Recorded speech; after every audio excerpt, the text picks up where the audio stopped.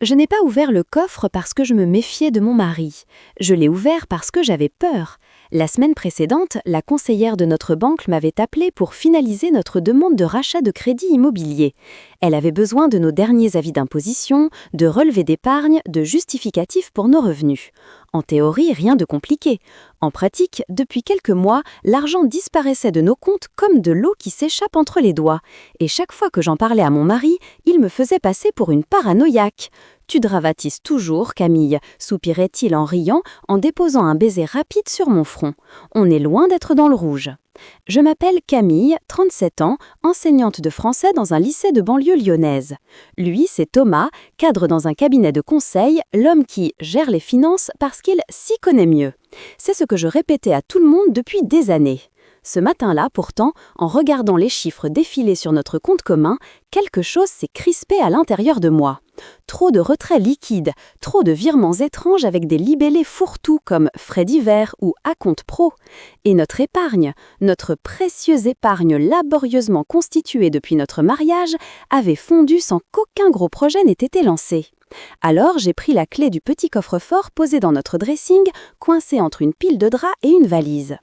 Thomas aimait dire d'un air suffisant qu'un vrai couple se faisait confiance et qu'il n'avait aucun secret pour moi. En réalité, il se plaçait toujours entre moi et le coffre quand il l'ouvrait, comme si un reflet mal placé pouvait suffire à le trahir.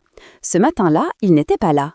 Je me suis accroupie, j'ai inséré la clé dans la serrure, tourné le petit cadran numérique, tapé le code que je connaissais vaguement, notre date de mariage, pensée naïve et presque ridicule, et un déclic discret a brisé le silence de la maison. À l'intérieur, nos passeports, notre livret de famille, quelques bijoux hérités de ma grand-mère, les vieux contrats d'assurance vie, les actes de propriété de l'appartement. Et puis, au fond, reposant à plat, un carnet noir épais, relié, fermé par un élastique. Il n'avait rien à faire là. Je l'ai sorti avec précaution. La couverture était légèrement abîmée, les bords des pages gondolés. À force d'avoir été tourné. Ce n'était pas un carnet neuf caché à la hâte, c'était un objet qu'il utilisait, qu'il consultait, qu'il remplissait. Mon cœur a commencé à battre plus fort. Je n'ai pas réfléchi longtemps. J'ai fait sauter l'élastique et ouvert la première page. Des colonnes, des dates, des montants, des petites annotations serrées. À première vue, ça ressemblait à un cahier de comptes, sauf que Thomas n'avait jamais tenu le moindre budget. Il riait du mot budget comme si c'était une insulte. L'écriture, par contre, était bien la sienne. Ces majuscules un peu trop grandes, ces F allongés, aucun doute possible. Je me suis penchée, serrant le carnet à deux mains. Retrait espèce 800 €. Virement LLS 1500 €. Acompte matériel 2000 €. Soutien lancement 7500 €. Beaucoup de lignes, parfois entourées, parfois suivies d'un petit point d'exclamation. Et, à intervalles réguliers, ce sigle. LLS. Je frissonnais sans comprendre. Plus loin, sur la double page suivante, un titre écrit en capitale « Version propre ». Sous ce titre, les mêmes dates, les mêmes montants, mais les libellés avaient changé. Retrait espèce, frais de déplacement. Virement LLS, sous-traitance. Soutien lancement, formation externe. Version propre. Je posai le carnet un instant sur la table du salon. La lumière du matin filtrée par la grande baie vitrée, douce, presque chaleureuse, en contraste brutal avec la froideur qui montait en moi. Il ne s'agissait pas de notes prises à la va-vite, c'était une mécanique, une organisation, une façon de réécrire la réalité. Je repris le carnet, tournai encore quelques pages. Et là, mon regard tomba sur une ligne qui m'a cloué sur place. Transfert épargne commune, 28 000 €, flèche vers la droite, L, paiement travaux. Épargne commune. Ce n'était pas un compte discret, pas un vieux PEL oublié. C'était notre épargne, le livret A qu'on alimentait chaque mois, les économies mises de côté pour plus tard, pour un projet de maison, pour un éventuel enfant, pour des vacances plus grandes que d'habitude. 28 000 €. Vers L. Je sentis un bourdonnement me monter aux oreilles, comme si quelqu'un avait ouvert un robinet de bru dans ma tête. Je me suis laissée tomber sur la chaise, carnet serré contre moi. Qui était elle? Je n'eus pas le temps d'aller plus loin. La serrure de la porte d'entrée tourna. Le bruit métallique traversa le couloir. Thomas. Je remis précipitamment le carnet dans le coffre, refermai la porte, tournai la clé. Mes doigts tremblaient. Je parvins à remettre la clé dans le pot en céramique de mon côté du lit, là où je la rangeais d'habitude, puis je fis mine de feuilleter un dossier posé sur la table lorsque Thomas entra dans le salon. Il était trempé, son manteau goûtant sur le parquet. Son écharpe était mal nouée, ses cheveux en bataille, les joues rouges du froid. Derrière son air pressé, quelque chose, dans ses yeux, était déjà en alerte. « T'es là, toi ?» dit-il en retirant ses chaussures. « Je croyais que tu serais au lycée. » « Conseil de classe annulé, » répondis-je, la voix étonnamment calme. « J'en ai profité pour rassembler les papiers pour la banque. » Ses yeux glissèrent vers le coffre, à moitié dissimulé par la porte entr'ouverte du dressing. Il revinrent à moi presque aussitôt, mais le mouvement fut suffisamment net pour que je le remarque. « T'as ouvert le coffre ?» demanda-t-il, trop vite. Ce n'était pas de la curiosité, c'était du contrôle. « J'avais besoin des avis d'imposition, dis-je, et du contrat d'assurance. » Un silence suspendu. Ses mâchoires se contractèrent légèrement, puis il afficha ce sourire rassurant qu'il utilisait sur tout le monde, clients, collègues, serveurs, voisins. « Tu pouvais m'appeler, dit-il, je t'aurais tout apporté. »« Je les ai trouvés, répondis-je. »« Merci. » Il avança d'un pas, puis de deux, jusqu'à être assez près pour que je sente l'odeur de sa peau mélangée à son parfum. Un parfum plus prononcé que d'habitude, plus sucré, presque féminin. Il pencha la tête comme on le fait quand on observe un animal sauvage qu'on ne veut pas brusquer. « Tu as regardé quoi exactement ?» demanda-t-il doucement. Je sentis ma gorge se serrer. Il ne me demandait pas de quel papier j'avais eu besoin. Il voulait savoir jusqu'où j'avais fouillé. Je plantai mes yeux dans les siens. Nos avis d'imposition, les contrats, rien d'autre. Un micro-souffle s'échappa de ses lèvres. Il ne me croyait pas. Je le savais et il savait que je le savais. Mais quelque chose dans son regard changea à peine. Il bascula dans une sorte de calcul froid. « La prochaine fois, dit-il en fermant la porte du coffre d'une main presque possessive, laisse-moi gérer, c'est mon domaine. Les banques, les impôts, tout ça. Tu risques de te faire peur pour rien. » Je souris, ou plutôt j'étirai les lèvres. « Comme tu veux. » Quand il quitta la pièce, je restais encore longtemps assise, le cœur battant, les mains moites. Je ne savais pas encore qui était elle, ni ce que LLS signifiait, ni comment exactement 28 000 € avaient pu disparaître sans que je ne remarque la ponction. Mais une certitude venait de s'installer en moi, nette, tranchante. Ce n'était pas un oubli, ce n'était pas un simple manque de communication. Quelque chose chez Thomas venait de changer de nature. Notre mariage n'était plus un mariage. C'était un dossier d'instruction en attente. La nuit suivante, je ne dormis presque pas. Thomas ronflait doucement à côté de moi, paisible comme un enfant. Parfois, il se tournait, marmonnait quelque chose d'inaudible, puis se rendormait. Moi, je fixais le plafond, le bras posé sous la nuque, le cœur rythmé par les chiffres que j'avais lus. 28 000 €. Retrait répété. Virement vers un mystérieux LLS. À 4 heures du matin, je me suis levée doucement et attrapé mon téléphone et mon ordinateur et je suis descendue dans le salon. La maison était si silencieuse que le cliquetis des touches de clavier me paraissait presque indécent. Je commençais par le plus simple. LLS, Société Lyon sur Google. Des sigles, il y en avait des dizaines. Associations, cabinets, boîtes obscures. Rien qui pouvait coller à des virements réguliers. Puis je me rappelais une note griffonnée en marge du carnet. LLS, Atelier Cils. Je tapais Atelier LLS Cils Lyon. Le premier résultat fut une page Instagram. Atelier Luxe Cils Lyon, extension de cils et beauté du regard. Luxe Cils. LLS. Je cliquais. Une avalanche de photos retouchées, de yeux immenses garnis de franges interminables, de fauteuils en velours rose poudré, de petits néons en forme de cœur. Et, au centre de presque chaque cliché, une jeune femme d'une trentaine d'années à peine, brune, la peau caramel, des pommettes hautes, le sourire ultra maîtrisé. Son prénom s'affichait en bio, suivi de quelques émojis. Lina, fondatrice et lâche artiste. Étoile. Elle. Mon estomac se contracta violemment.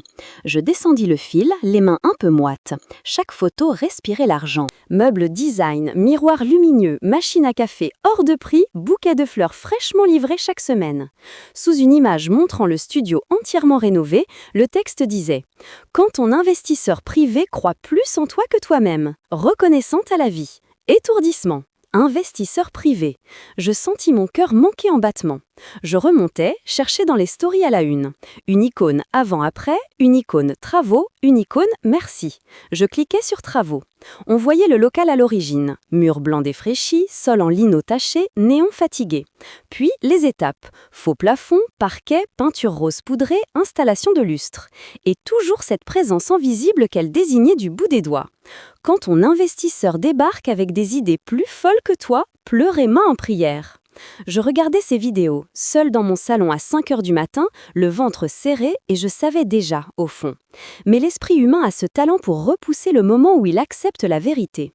Je fis défiler jusqu'à un poste plus ancien, pris dans la rue, devant une vitrine encore vierge avec un panneau « Local à louer ». Sur la deuxième photo du carrousel, Lina posait avec un homme, bouteille de champagne à la main. Son visage à elle était bien net, tourné vers la caméra. L'homme, lui, était légèrement de profil, la tête penchée en arrière, comme s'il riait. Son visage était à moitié hors cadre, mais pas assez. Je reconnus sa mâchoire, son nez, sa barbe de 3 jours, son manteau camel, la montre en acier que je lui avais offerte pour ses 35 ans. Thomas. Il ne portait pas son alliance. La légende disait « Au nouveau départ, au partenariat qui tombe du ciel ». Je restais figée devant l'écran quelques secondes, peut-être quelques minutes. Le temps cessa d'avoir une forme. Tout se réduisait à ce fait grossier, sans nuance. Mon mari finançait le rêve d'une autre femme, avec notre argent, avec nos sacrifices, avec les heures supplémentaires que je faisais au lycée pour encadrer des ateliers d'écriture, avec les vacances annulées par prudence, avec la voiture que j'avais accepté de garder encore 3 ans. Je sentis quelque chose craquer en moi. Pas quelque chose de bruyant, plutôt un minuscule fil qui cédait, un de ceux qui retiennent l'ensemble. Je ne pleurais pas. Une part de moi, plus froide, plus ancienne peut-être, se mit en mouvement. Je pris une grande inspiration, ouvris l'application de la banque sur mon téléphone et me connectai. Les relevés des 6 derniers mois s'affichèrent. Virement, atelier LX, luxe, LLS, AC travaux. Retraits espèces, de 1000, 1500, 2000 euros, souvent la veille d'un week-end. Un virement de 5000 euros vers un compte intitulé Dan Conseil. Je fronçais les sourcils. Nous n'avions aucun compte Dan Conseil. Je notais le numéro, l'enregistrais dans un tableau, puis consultais nos déclarations d'impôts des années précédentes que j'avais scannées par habitude. Sur les lignes revenus non salariés, une somme que je n'avais jamais comprise s'affichait sous la mention activité de conseil. Thomas m'avait expliqué vaguement un soir que c'était des petites missions ponctuelles pour des petites entreprises, rien de sérieux. J'allais sur le site Infogreffe, tapais Dan Conseil. Rien, aucune société immatriculée sous ce nom. Je restais là, assise, le cœur battant plus lentement mais plus lourd. Un regard rivé aux chiffres, l'autre déjà tourné vers quelque chose de plus sombre. Je repensais au carnet, à la page version propre, aux catégories modifiées, aux mentions frais de déplacement, consulting, sous-traitance. Je fis une chose que je n'avais jamais imaginé faire un jour. J'ouvris un nouvel onglet et tapais « Signe de fraude fiscale France ». Une multitude de sites apparus, du site officiel des impôts au blog de cabinet comptable, en passant par des articles de journaux. Je lus « Fausse facture, fausse société écran, dépenses personnelles déclarées comme charges professionnelles, recettes non déclarées, blanchissement de fraude fiscale ». J'en frissonnais. À chaque point listé, je retrouvais un écho dans le carnet de Thomas. Il ne s'agissait pas seulement d'un mari infidèle ou d'un type qui gérait mal l'argent, c'était un homme qui trichait avec le fisc, en grand, et qui le faisait en impliquant, directement ou non, notre foyer fiscal, notre nom, mon nom. Une phrase du site du ministère de l'économie attira mon attention. Vous pouvez signaler des faits susceptibles de constituer une fraude fiscale à l'administration, qui s'engage à protéger l'identité des lanceurs d'alerte. Lanceur d'alerte. Je restais longtemps le curseur immobile sur ces mots. L'idée semblait énorme, presque obscène. Appeler les impôts contre son propre mari. Bercy, la DGFiP, ce monde froid administratif que j'allais toujours aborder avec docilité, pourrait devenir mon allié. Une autre phrase me frappa. Le signalement peut être accompagné de tout document de nature à étayer les faits. Document. J'en avais, trop même. Je suis restée ainsi, dans l'obscurité douce du salon, à regarder ces mots. Le frigo ronronnait doucement, un camion de livraison passa dans la rue. Au-dessus de ma tête, j'entendais le léger grincement du lit.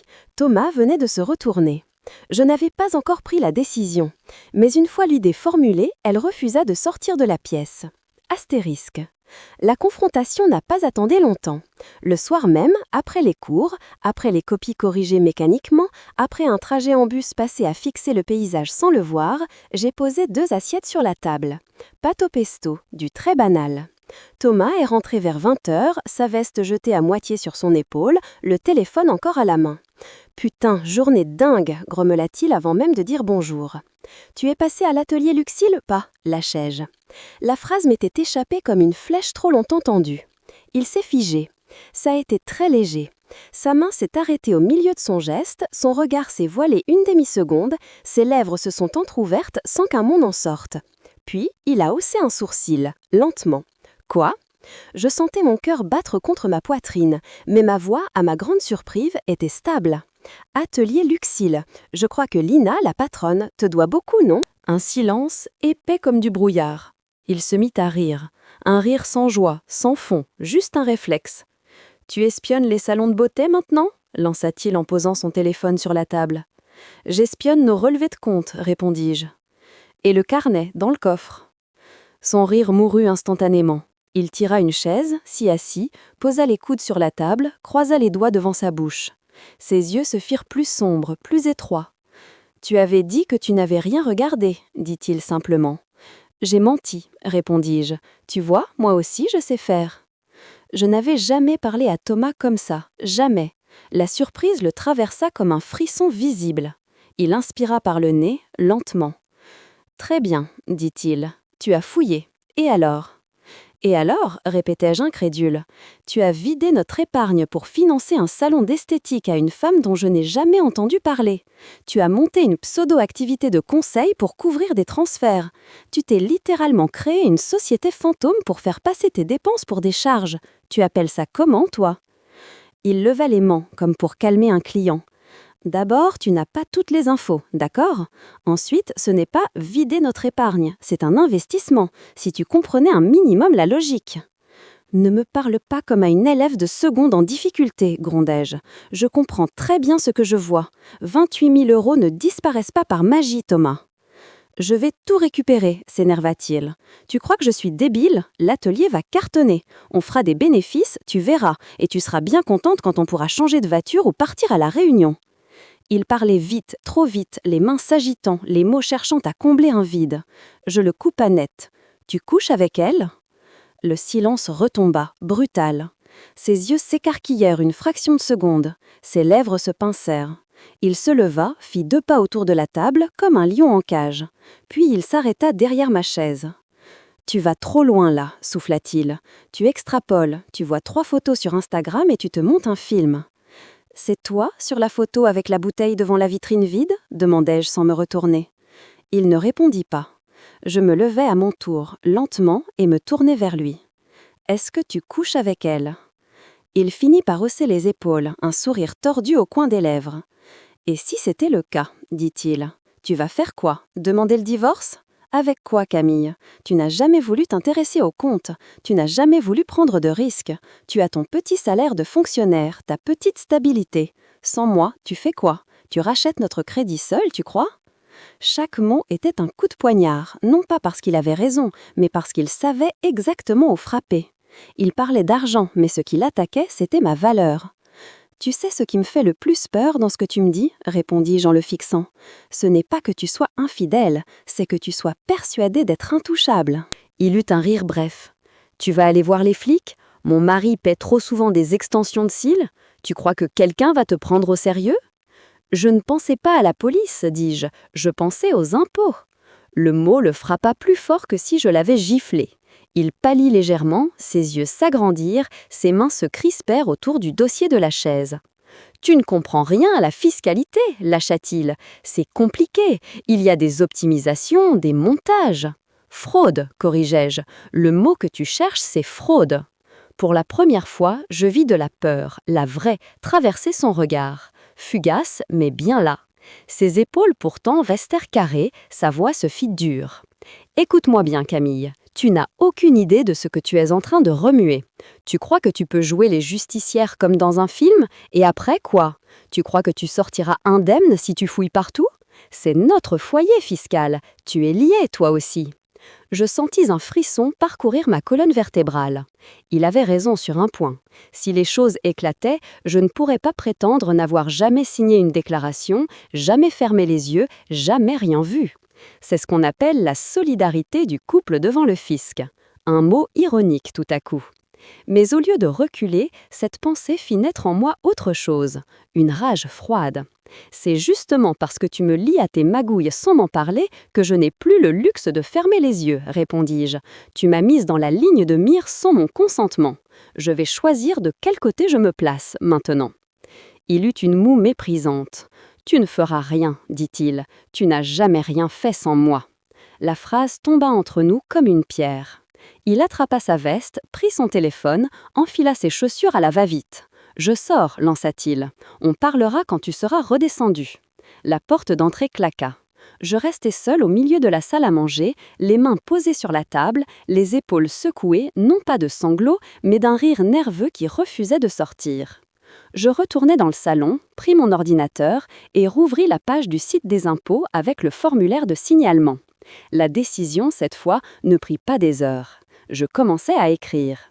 Je souhaite signaler des faits susceptibles de constituer une fraude fiscale commise par mon époux Thomas D. Les mots catalysèrent quelque chose. Je joignis les photos du carnet, les captures d'écran des relevés bancaires, les extraits de nos déclarations, la preuve de l'absence d'immatriculation de Dan Conseil. À chaque document téléchargé, je sentais tomber un petit poids de plus de mes épaules. Je ne savais pas encore ce que l'avenir me réservait, si j'allais perdre l'appartement, si j'allais devoir me battre encore plus fort pour prouver ma bonne foi. Mais une chose était sûre, je refusais d'être complice. Je validai l'envoi. Le site afficha un message laconique. « Votre signalement a bien été pris en compte. » Pas de sirène, pas d'alerte, pas de sensation de bascule brutale. Juste un clic, discret, qui venait pourtant d'ouvrir une brèche. Astérisque. Ils m'appelèrent 2 jours plus tard. Le numéro était masqué. J'hésitai une seconde, puis décrochai. « Madame Day, ici la Direction générale des finances publiques. Vous avez récemment effectué un signalement via notre formulaire en ligne, c'est bien cela ?» La voix était posée, neutre, ni chaleureuse, ni hostile, juste professionnelle. « Oui, répondis-je, la bouche un peu sèche. Nous avons commencé à examiner les éléments transmis. Ils sont conséquents. Nous aurions besoin de quelques précisions et, si possible, de copies plus lisibles pour certains documents. Seriez-vous disponible pour un rendez-vous téléphonique plus long, voire en présentiel, dans les jours qui viennent ?» Conséquent. J'agrippais au mot, comme à une bouée. « Oui, bien sûr, dis-je, quand vous voulez. » Nous convenûmes d'un créneau le lendemain.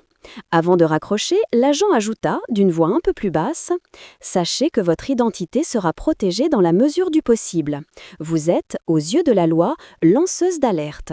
Vous ne serez pas poursuivi pour des faits que vous avez contribué à révéler. » Lanceuse d'alerte. Ce n'était plus un mot abstrait dans un article. C'était une étiquette posée sur moi, sur cette Camille que Thomas prenait pour un poids mort accroché à son brillant avenir. Quand je raccrochais, je me surpris à respirer plus profondément. Quelqu'un, quelque part, me croyait, prenait au sérieux ce que j'avais vu, confirmant par la même occasion ce que je redoutais. Je ne psychotais pas, je n'exagérais pas, les chiffres ne mentaient pas. Astérisque. À mesure que les jours passaient, Thomas changeait. À petits détails d'abord, des clés perdues, des factures qu'il cherchait en grommelant, des soirées où il restait longtemps enfermé dans le bureau que nous utilisions autrefois comme pièce commune. Désormais, la porte restait fermée. Comprendre, verrouiller. Son téléphone ne quitte plus sa main. À table, il le posait écran tourné vers la nappe et le reprenait dès qu'une notification vibrait. Avant, il riait de ceux qui faisaient ça. Il rentre plus tard. Un soir, 2, 3. Une fois, il ne rentra pas du tout, envoyant un SMS à 2h du matin. « Je dors chez un collègue, réunion demain à 8h. » Alors que Lina publiait une story à 1h37, coupe de champagne à la main, légendée, toujours en train de refaire le monde avec mon génie d'investisseur. Je ne dis rien. Je ramenais l'information, je la rangeais dans un coin de ma tête. Ce n'était plus à moi de confronter. Ce n'était plus à moi de jouer les détectives. C'était à eux, à Bercy, au fisc, à ces gens en costume qui, quelque part, commençaient à aligner ces chiffres, à les comparer, à faire ressortir les incohérences, comme des taches qui apparaissent sous une lumière spéciale. Parfois, je surprenais Thomas debout devant la fenêtre du salon, le regard perdu au loin, un verre de whisky à la main, presque immobile. « Ça va ?» demandai-je. « Ouais », répondait-il sans me regarder, « je suis juste crevé. » Une fois, pourtant, il se confia, malgré lui. Je venais de sortir de la douche, les cheveux encore humides, quand je l'entendis parler au téléphone dans le couloir. « Qu'est-ce que tu veux que je te dise, Julien ? Ils ne convoquent pas un mec pour clarifier deux lignes s'ils n'ont pas déjà mis le nez dans tout. Mon comptable est nerveux, et quand lui est nerveux, moi je panique. Oui, je sais qu'ils peuvent remonter des années en arrière. » Il se tut, écouta, puis répliqua plus bas. « Non, je ne peux pas tout mettre sur le dos de l'activité. Ils vont demander des justificatifs, des factures. Je ne peux pas en inventer à l'infini. » Je me figeais derrière la porte du couloir, le cœur serré, l'oreille collée au bois. Il raccrocha en jurant. Quand il entra dans la chambre, il sursauta en me voyant. « Tu t'es levé depuis longtemps ?» « Je sortais de la douche, dis-je en essuyant une goutte d'eau qui coulait le long de mon bras. « Tu parlais à qui ?»« Personne, répondit-il trop vite. « Un client. » Je hochai la tête sans le contredire. Ce n'était pas à moi de le pousser à avouer. Il s'enfonçait très bien tout seul. Astérisque, le jour où l'agent des impôts m'annonça que le dossier passait en phase d'enquête approfondie, j'étais en salle des profs. Entre deux copies de dissertation sur Victor Hugo, mon téléphone vibra. J'aperçus le numéro masqué, sortis dans le couloir et décrochai. « Madame D, je vous appelle pour vous informer que, suite à l'examen de votre signalement, l'administration a décidé d'ouvrir une procédure de contrôle approfondie sur les déclarations de votre époux et les structures qui lui sont liées. » Je me collai au mur, à moitié assommé par la solennité tranquille de la phrase. « D'accord, dis-je, ça veut dire quoi, concrètement ?»« Cela signifie, répondit-il, qu'un service de contrôle fiscal va être saisi. Des vérifications vont être faites sur plusieurs années, des croisements avec ses comptes bancaires, avec d'éventuels fournisseurs, avec les flux qui gravitent autour de l'atelier que vous nous avez signalé. » Il marque une courte pause, puis ajoute « Cela signifie aussi qu'il est probable qu'il soit convoqué, voire perquisitionné, si les indices de fraude se confirment. » Perquisitionné. Je sentis un frisson remonter le long de ma nuque. « Et moi ?» demandai-je. « Qu'est-ce que je dois faire ?»« Rien, répondit-il. Continuez votre vie normalement. Et si jamais vous avez accès à de nouveaux éléments, vous nous les transmettez. Mais pour le moment, c'est entre ses mains et les nôtres. » Je le remerciai, raccrochai, puis restai un moment seul dans le couloir désert. Le bruit lointain des élèves qui riaient dans la cour me parvenait à peine. J'avais l'impression de flotter légèrement à côté de mon corps. Quelque chose venait de basculer, là, dans ce coup de fil. Il le prenait en charge. Je n'étais plus seule face à un mur. Je regrimpai l'escalier vers la salle des profs, m'assise, repris une copie. L'écriture maladroite d'un élève me ramena momentanément au réel. Je corrigeai, j'entourais, j'écrivis à développer dans la marge. Pendant que j'expliquais plus tard à mes élèves le sens de la phrase « La liberté commence où l'ignorance finit », je sentais, quelque part au fond de mon ventre, cette phrase résonner d'une façon nouvelle. L'ignorance n'était plus de mon côté. Elle était du sien, celui qui croyait que jamais personne ne viendrait regarder de trop près ces colonnes de chiffres. Celui qui croyait qu'un carnet, planqué dans un coffre, valait mieux qu'un vrai comptable. Celui qui croyait qu'une épouse qui corrige des dissertations n'aurait jamais l'idée d'appeler Bercy. Astérisque.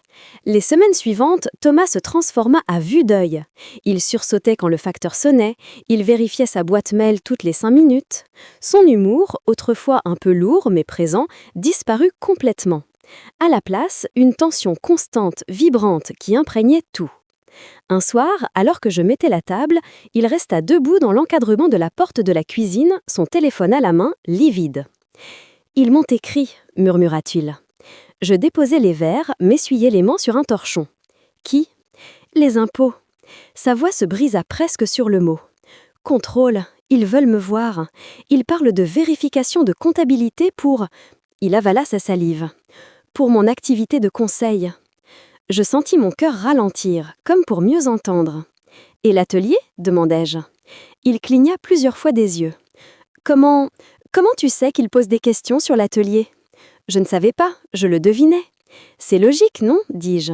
Tous ces virements, ces mentions dans ton carnet, tu croyais vraiment que ça n'attirerait jamais l'attention ? Il s'assit brusquement sur la chaise, les coudes sur la table, les mains dans les cheveux. Tu ne comprends pas, répéta-t-il, comme un mantra. Ils peuvent tout remonter. Tout, même avant l'atelier. Ils peuvent recalculer, me réclamer des sommes énormes. Il y a des tableaux entiers que je n'ai. Il s'interrompit, m'adressa un regard méfiant.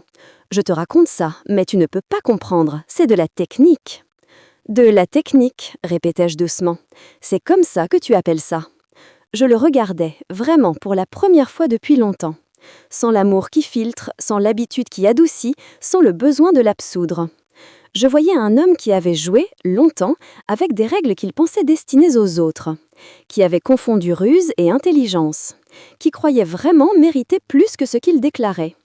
Et surtout, je voyais un homme qui n'imaginait pas une seule seconde que la femme assise en face de lui, dans sa propre cuisine, avait été celle qui avait levé le téléphone.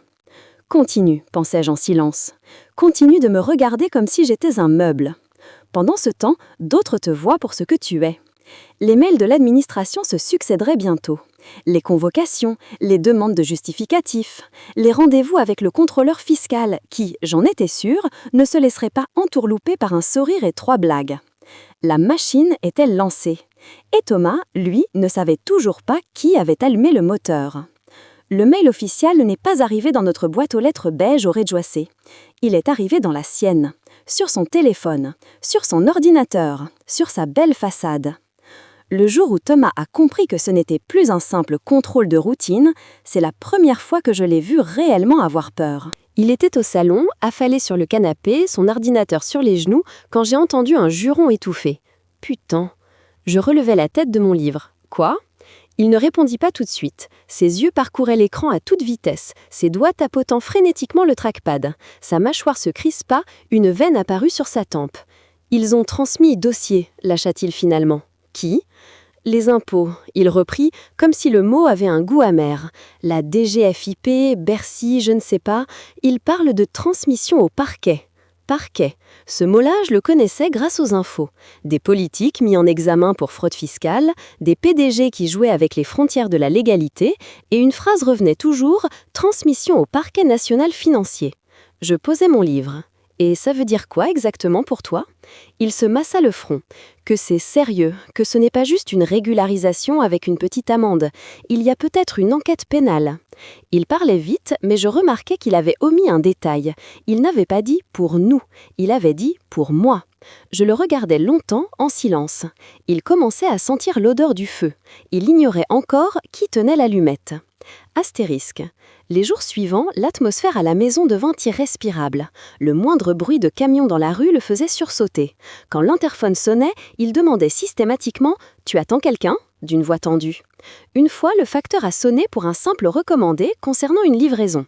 Thomas est descendu 4 à 4, a ouvert la porte avec un « oui » agressif, puis a manqué s'effondrer de soulagement en voyant l'employé de la poste. « Vous avez dû vous tromper, j'attends rien » marmonna-t-il, essoufflé. « C'est au nom de madame » répondit le facteur en me cherchant du regard. Thomas m'avait jeté alors un regard que je n'ai pas su décrypter, entre suspicion, peur et un reste de supériorité froissée. Le soir, il sortait plus que jamais.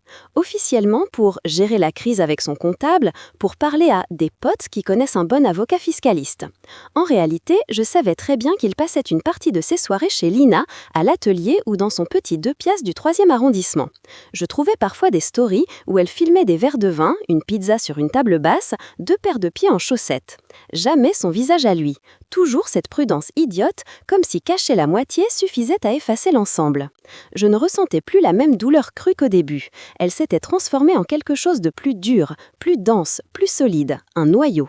Je préparais mes cours, je corrigeais des copies, j'envoyais des documents à l'agent des impôts quand il me les demandait. Je répondais aux mails, calmement, méthodiquement. J'expliquais mes démarches à une avocate spécialisée en droit de la famille que j'avais discrètement contactée. « Vous avez bien fait de venir maintenant », m'avait-elle dit en prenant des notes. « Plus vous anticipez la séparation de vos patrimoines, moins vous serez exposé à ses conséquences. » Ses conséquences. Le mot m'avait frappé avec une ironie acide. Il n'avait rien anticipé, lui. Il avait toujours vécu comme si les conséquences étaient réservées aux autres. Un mardi matin de novembre, je reçus un appel de mon interlocuteur à Bercy. Madame D, je voulais vous informer que le dossier suit désormais son cours au parquet. Une enquête pénale a été ouverte pour fraude fiscale aggravée et blanchiment. Les mots tombèrent un à un, lourds comme des pierres. Fraude fiscale aggravée, blanchiment. Il poursuivit, d'une voix toujours posée, « Il est possible que vous voyiez dans les prochains temps des actions plus visibles, perquisition, garde à vue, éventuellement interpellation. Je préfère que vous ne soyez pas surprise. » Je m'assis sur le bord du lit. D'accord. Je vous rappelle que votre statut de lanceuse d'alerte vous protège. Nous avons acté le fait que vous avez participé à la révélation des faits. Vous ne serez pas tenu pour co-auteur. Je hochai la tête, même s'il ne pouvait pas le voir. « Merci », murmurai-je. À la fin de la conversation, alors que j'allais raccrocher, il ajouta « Une dernière chose, sachez que dans ce type de dossier, la réaction de la personne mise en cause est souvent imprévisible. Si jamais vous vous sentez menacé, n'hésitez pas à nous en informer ou à contacter directement la police. » Je pensais au soir où Thomas m'avait lancé d'une voix glaciale « Tu ne sais pas à quoi tu touches, tu peux tout perdre » et à la manière dont il avait serré le dossier de la chaise comme s'il l'imaginait autour de mon cou. « D'accord », dis-je simplement. En raccrochant, je pris conscience d'une chose étrange. J'avais moins peur de lui, maintenant. Ça n'arrive pas d'un coup, la fin de la peur. Ça s'effrite par morceaux. À force de voir l'autre perdre ses repères, on retrouve les siens. Le matin de son arrestation, je me suis réveillée avec l'impression que l'air avait changé. Le ciel au-dessus de Lyon était d'un gris clair uniforme, sans menace visible. Les trottoirs brillaient encore de la pluie de la veille. Tout était d'une banalité presque choquante. Thomas était déjà parti. Il avait laissé un mot griffonné sur la table basse. « Rendez-vous tôt avec l'avocat, ne m'attends pas pour midi. Thé. » Je tournai la feuille entre mes doigts, la posa, puis allai préparer un café. À 8h12, alors que je regardais distraitement les notifications sur mon téléphone, un SMS sans nom s'afficha. Numéro inconnu. Il sera à l'atelier Luxil vers 9h. Intervention prévue. Restez à distance. Je n'eus pas besoin de demander qui écrivait. Le style laconique, la précision horaire, le choix du verbe intervention. C'était lui, l'agent. Je restais immobile quelques secondes. Mon café refroidissait dans ma tasse. Le frigo ronronnait. Un bus passait dans la rue en grondant. Je pris mes clés. Je savais que je n'étais pas censée y aller. Il ne me l'avait pas interdit explicitement, mais le sous-entendu était limpide. Restez à distance. J'entendais aussi « Ne vous mettez pas au milieu, ne transformez pas ça en spectacle ». Et pourtant, 15 minutes plus tard, j'étais garée à une rue de l'atelier, moteur coupé, les mains crispées sur le volant. Je n'étais pas là pour savourer quoi que ce soit. J'étais là parce que, d'une certaine façon, c'était le bout logique de la route que j'avais prise. J'avais allumé la mèche. Je voulais voir, au moins une fois, la déflagration. L'atelier Luxils se trouvait dans une petite rue perpendiculaire à un boulevard commerçant. Une vitrine rose pastel, un auvent blanc, un néon discret Luxils accroché à l'intérieur.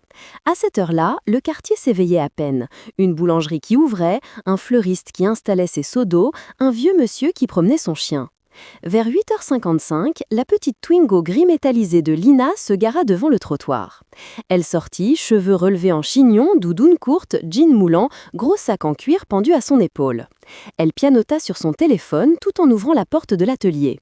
Quelques minutes plus tard, la voiture de Thomas apparut au bout de la rue. Mon cœur se serra malgré moi.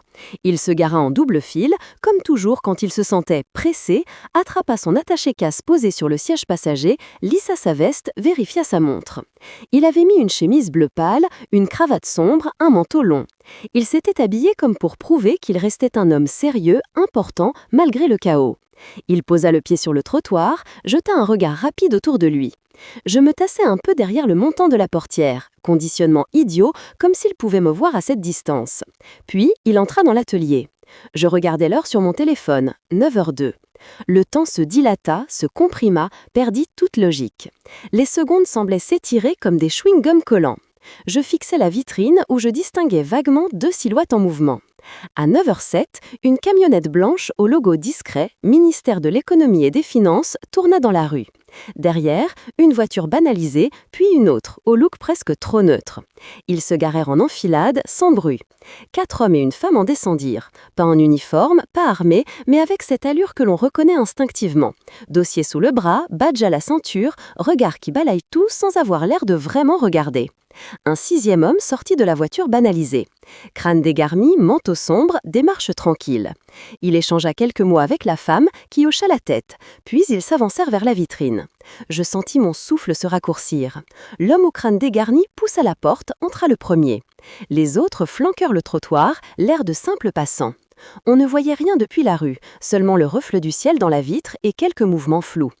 Quelques secondes plus tard, la voix de Lina traversa la rue, étouffée mais reconnaissable. « Pardon, vous êtes qui là? C'est quoi cette blague ?» La femme sortit son badge, le brandit sans le tourner vers moi.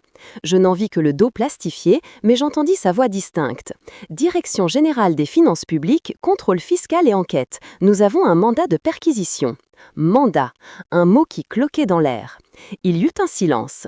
Puis la voix de Thomas, plus forte, plus aiguë que d'habitude. « Non mais, attendez, on peut peut-être en parler calmement, il n'y a pas besoin d'eux. » Il ne termina pas. L'homme au manteau sombre avait dû poser une main sur son bras ou sortir un document. Je n'avais pas besoin de voir, j'entendais. Lina hurla presque. « C'est une caméra cachée? C'est quoi ce délire? Thomas, dis-leur quelque chose !» Je distinguais son ombre s'agiter derrière la vitre, silhouette brouillée par les reflets.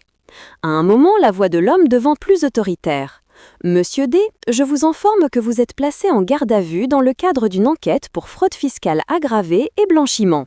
Vous avez le droit de garder le silence. Vous avez le droit à un avocat. » Le monde sembla se réduire à ces phrases. Je vis alors Thomas apparaître, encadré par 2 agents, au niveau de la porte. Ses mains étaient déjà réunies devant lui, menottées. Ce n'étaient pas ces grosses menottes brillantes de films américains, mais des bracelets métalliques discrets, efficaces.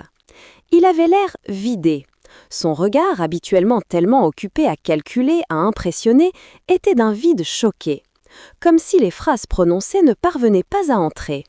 Il fit un pas sur le trottoir, trébucha légèrement, rattrapé par l'homme qui le tenait. Et son regard accrocha, un instant, ma voiture. Je ne sais pas si c'est le modèle, la couleur, une silhouette ou juste un instinct primitif. Mais il s'arrêta. Ses yeux se rétrécirent, ses sourcils se froncèrent. Notre regard se croisa. Ma première réaction fut stupide, j'eus envie de baisser le siège pour disparaître. Mais je restai droite, le volant entre les mains, le dos contre le dossier. L'espace d'une seconde, je lus dans ses yeux une cascade d'émotions. Surprise, incompréhension, suspicion, puis, très fugitivement, un éclair.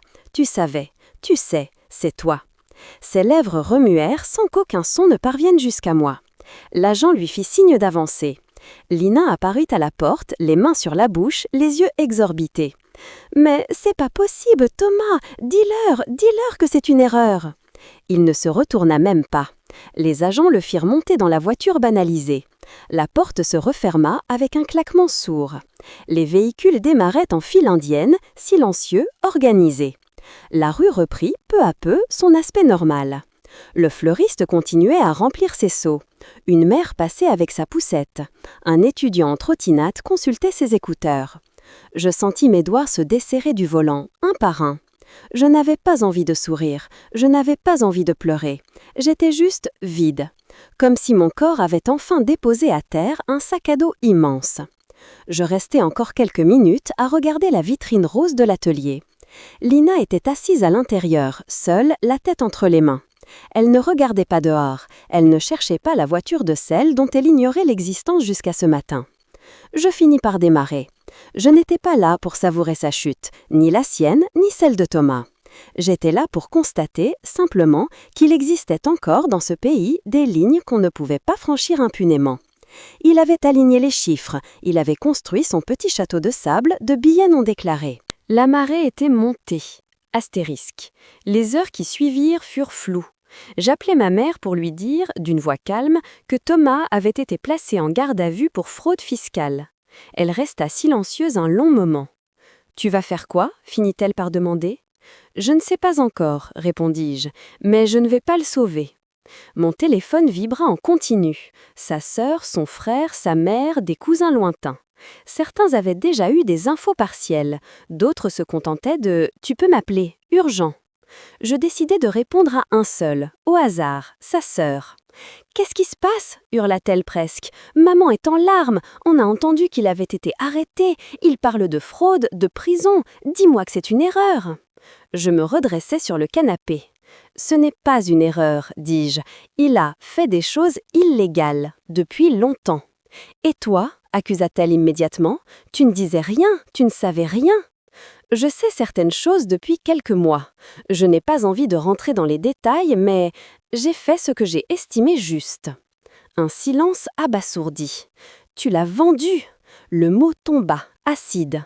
Je fermai les yeux. « Non, répondis-je calmement, il s'est vendu tout seul. Moi, j'ai juste refusé de payer le prix avec lui. » Elle se mit à crier, à insulter, à m'accuser d'être une hystérique qui ne supportait pas qu'il réussisse. J'écoutais, sans répliquer. Elle disait tout haut ce que Thomas pensait probablement. Quand elle eut fini, je lui souhaitais bon courage pour gérer sa mère et raccrochais.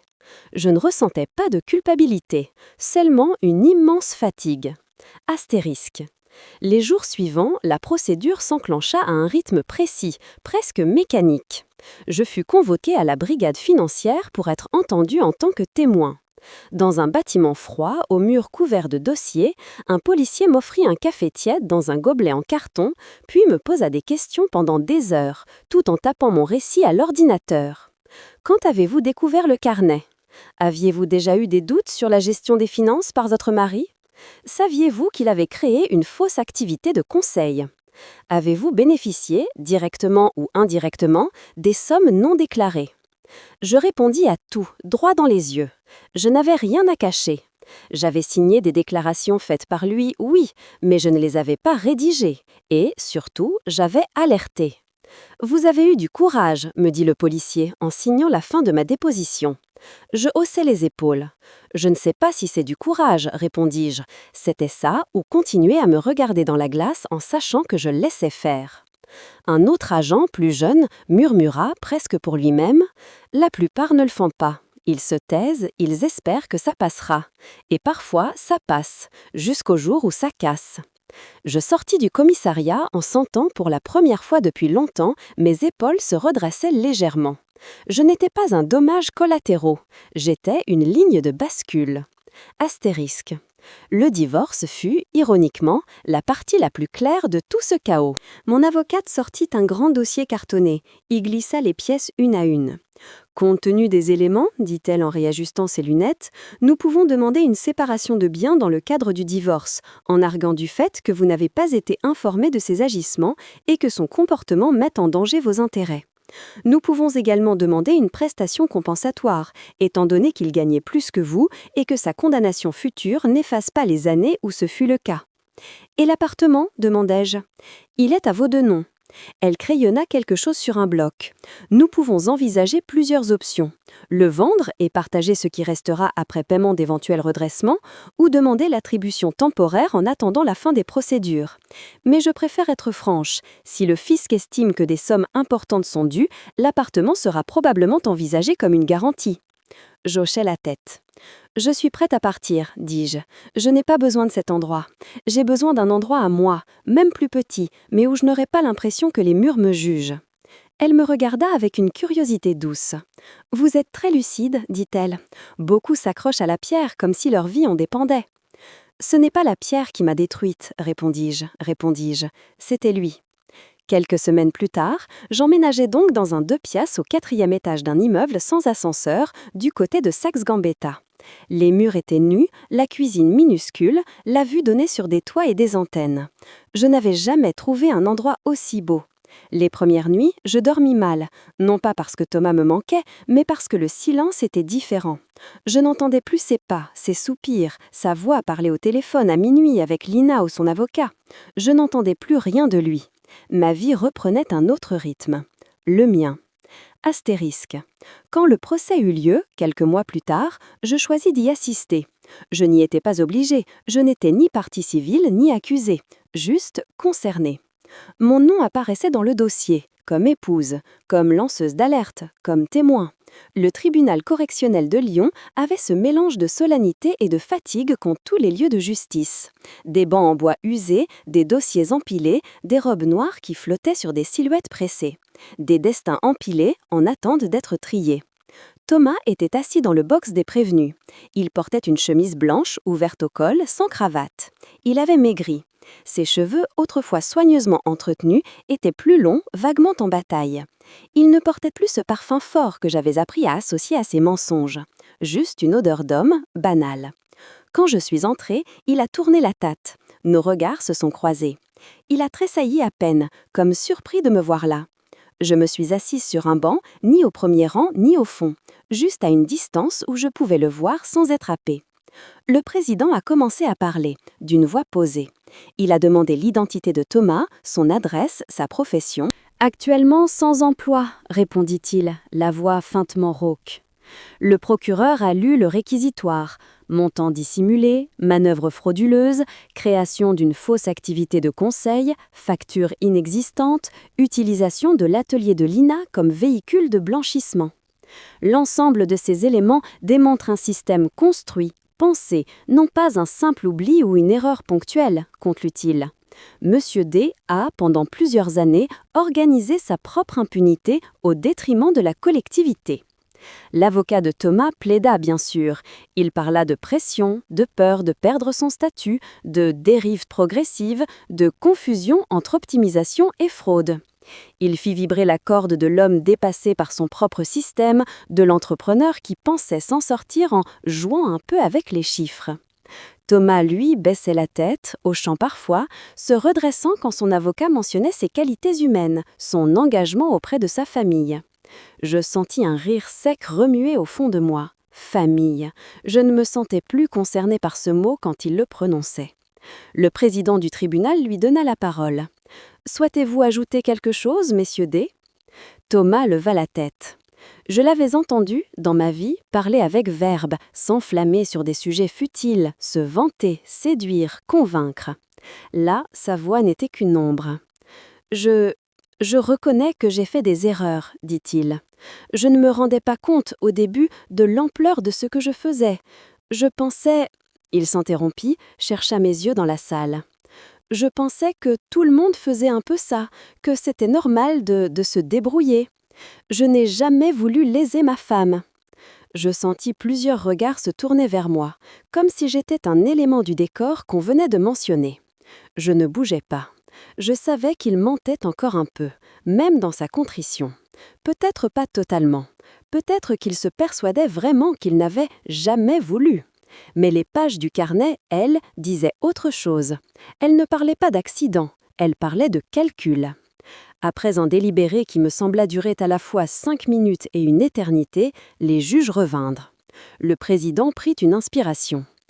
Le tribunal, après en avoir délibéré, déclare M.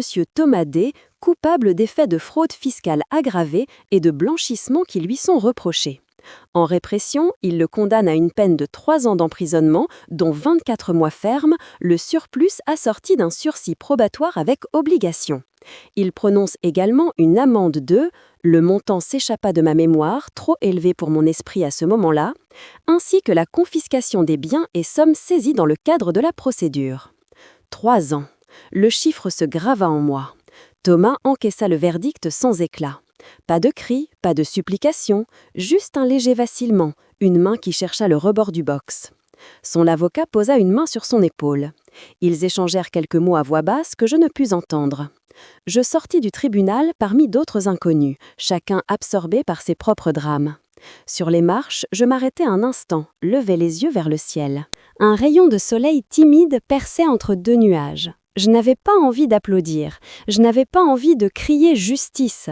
La justice, je venais de la voir et elle avait le visage d'un homme en robe noire qui lisait calmement des années de mensonges.